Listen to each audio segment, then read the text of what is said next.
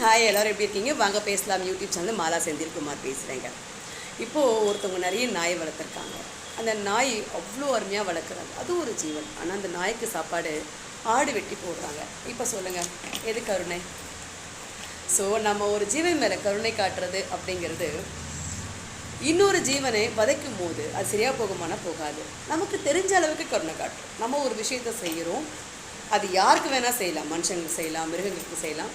அந்த கருணையால் இன்னொருத்தவங்க பாதிக்கப்படுறாங்க அப்படின்னும் போது அதால் நமக்கு நம்மளால் ஒன்றும் பண்ண முடியாது. நம்ம கண்கள் எந்த அளவுக்கு தெரியுதோ பார்வை, அந்த அளவுக்கு தான் பார்க்க முடியும். அதுக்கும் பின்னாடி காட்சிகள் இருக்குது, அது இல்லாமல் போகாது. ஆனால் நமக்கு அது தெரியாது. அதனால தான் இறைவன் நமக்கு அவ்வளவே அறிவு வச்சிருக்கு. தெரிஞ்ச வரைக்கும் தெரிஞ்சுக்கிட்டா போதும்.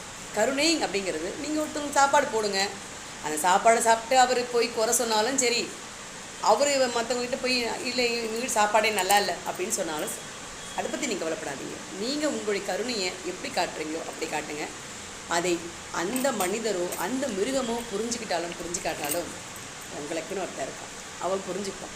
உங்களுக்கு தர வேண்டிய நல்லது கெட்டது எதையுமே மற்றவங்க கொடுக்கறது கிடையாது, அவனும் இந்த பிரபஞ்சம் தான் கொடுக்கும். ஸோ நீங்கள் உங்கள் கருணையை உண்மையாக வச்சுக்கோங்க. வணக்கம். பாய்.